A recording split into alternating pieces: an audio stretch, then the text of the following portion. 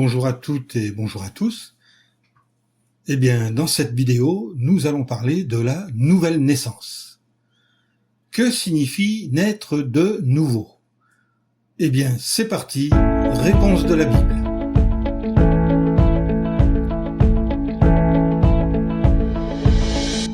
Alors d'abord, définissons brièvement ce qu'est la nouvelle naissance. L'expression « naître de nouveau » désigne un nouveau départ dans les relations entre Dieu et la personne qui est née de nouveau. Je vous invite à mettre cette vidéo en pause et à lire le texte qui se trouve dans l'évangile de Jean au chapitre 3, les versets 3 à 7, dans votre propre exemplaire de la Bible, bien sûr. Donc, par la nouvelle naissance, Dieu adopte ceux qui sont nés de nouveau comme ses enfants, car vous n'avez pas reçu un esprit d'esclavage qui inspirerait de nouveau la crainte, mais vous avez reçu un esprit d'adoption comme fils, par lequel nous crions « Abba, Père ». L'Esprit lui-même témoigne avec notre esprit que nous sommes enfants de Dieu, nous dit Romains au chapitre 8, les versets 15 à 16. À l'instar des enfants qui sont adoptés, ces personnes obtiennent un nouveau statut. Ils deviennent des membres de la famille de Dieu. Et je deviendrai pour vous un père, et vous deviendrez pour moi des fils et des filles, dit Jéhovah le Tout-Puissant, en 2 Corinthiens, chapitre 6, verset 18. Pourquoi une personne naît-elle de nouveau? Jésus a déclaré « Si quelqu'un ne naît pas de nouveau, il ne peut pas voir le royaume de Dieu », selon l'évangile de Jean au chapitre 3 et au verset 3. Une personne qui naît de nouveau peut donc régner avec le Christ.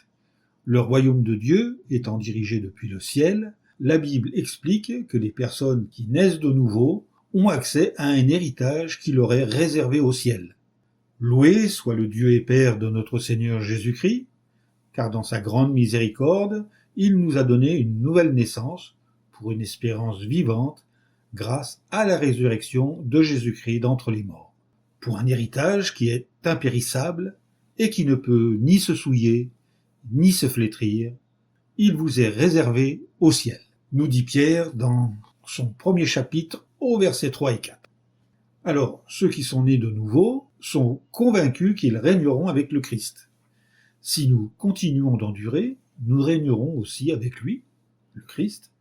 Si nous le renions, il nous reniera aussi, nous dit Paul dans sa deuxième lettre à Timothée au chapitre 2 et au verset 12. En quel sens une personne naît-elle de nouveau? Quand Jésus a parlé de ce sujet, il a dit que ceux qui naissent de nouveau naîtraient d'eau et d'esprit, selon l'évangile de Jean au chapitre 3 et au verset 5. Cette expression correspond au baptême dans l'eau, suivi du baptême dans de l'Esprit Saint. Car Jean a baptisé avec de l'eau, mais vous serez baptisés avec de l'Esprit Saint d'ici peu de jours, lit-on dans le livre des Actes, au chapitre 1 et au verset 5. Jésus a été la première personne à naître de nouveau. Il s'est fait baptiser dans le Jourdain, ensuite Dieu l'a oint, ou baptisé dans de l'Esprit Saint. Ainsi, par l'action de l'Esprit Saint, Jésus est né de nouveau comme fils de Dieu, avec l'espérance de revivre au ciel. À cette époque, Jésus vint de Nazareth, en Galilée, et il fut baptisé par Jean dans le Jourdain. À l'instant même où il remonta de l'eau, il vit le ciel s'ouvrir et l'Esprit Saint descendre sur lui comme une colombe. Et une voix venant du ciel dit « Tu es mon fils, le bien-aimé, tu as mon approbation », nous dit l'évangile de Marc au chapitre 1, les versets 9 à 11. Plus tard, Dieu a concrétisé cette espérance en ressuscitant Jésus en tant que créature spirituelle. C'est ce que nous lisons dans le livre des Actes au chapitre 13 et au verset 33. Dieu l'a entièrement accompli pour nous, leurs enfants, en ressuscitant Jésus. Comme c'est écrit dans le 2e psaume, « Tu es mon fils, aujourd'hui je suis devenu ton père ». En général, ceux qui naissent de nouveau sont aussi baptisés dans l'eau avant de recevoir l'Esprit Saint. Selon Actes chapitre 2, versets 38 à 41, sauf une fois où une exception a été faite pour Corneille et sa famille. Ces derniers ont reçu l'Esprit Saint avant d'être baptisés dans l'eau. Donc les personnes qui sont nées de nouveau ont alors la solide espérance de vivre au ciel, ce que Dieu réalisera au moment de leur résurrection, selon la première lettre aux Corinthiens, au chapitre 15, les versets 42 à 49. N'hésitez pas à mettre en pause pour lire les versets que je n'affiche pas parce qu'ils sont trop longs. Donc, examinons ce que pensent certains sur la nouvelle naissance. Nous verrons deux idées. Alors, première idée reçue, une personne doit naître de nouveau pour être sauvée ou pour être chrétienne. En réalité, le sacrifice de Christ ne sauve pas seulement ceux qui naissent de nouveau pour régner avec Christ au ciel, mais il sauve aussi les sujets terrestres de ce royaume. Dans sa première lettre, Jean, au chapitre 2, versets 1 et 2, nous dit « Mes petits enfants, je vous écris ces choses pour que vous ne commettiez pas de péché.